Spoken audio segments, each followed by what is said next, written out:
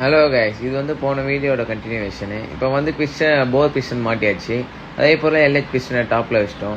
LH பிஸ்டனை டாப்பில் வச்சுட்டு timing இப்படி தான் வைக்கணும்.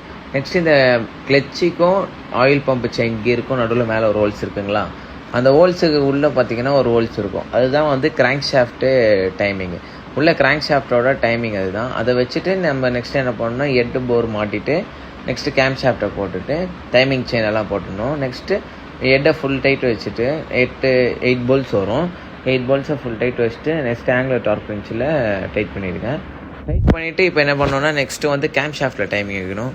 கேம் ஷாஃப்டில் எப்படி டைமிங் வைக்கணும்னா L-Rன்னு இருக்கும். L for LH, R for RH. இப்போ அந்த L வச்சுட்டு நெக்ஸ்ட்டு என்ன பண்ணோன்னா நீங்கள் ரேக்கர் ஆர்ம் செட் பண்ணலாம். ஏன்னா ஆல்ரெடி நம்ம வந்து பிஸ்டன் டாப்பில் வச்சிட்டோம். LH சைடு மட்டும் தான் இதில் டைமிங் வைக்கணும். நெக்ஸ்ட் RH ஆட்டோமேட்டிக்காக அதே இருக்கும். LH வச்சுட்டு நெக்ஸ்ட்டு ரேக்கர் ஆர்ம் வச்சுட்டு ரேக்கர் ஆர்ம் டைட் பண்ணிட்டு நம்ம என்ன பண்ணுறோன்னா வால் கிளியரன்ஸ் பார்த்துடலாம். இன்லெட் வந்து 0.08, எக்ஸாஸ்ட் வந்து 0.18.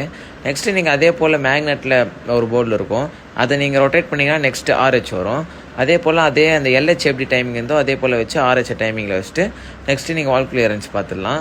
அதே சேம் ஆஸ் யூஷுவல் சேம் தான் அந்தோட வால் கிளியரன்ஸும். நெக்ஸ்ட்டு வச்சுட்டிங்கன்னா உங்களோட டைமிங் எல்லாம் முடிஞ்சிச்சு. இதே போல் புது அப்டேட் வேணால் நம்ம கேரேஜை ஃபாலோ பண்ணுங்கள். நம்ம யூடியூப் சேனலை சப்ஸ்கிரைப் பண்ணுங்கள்.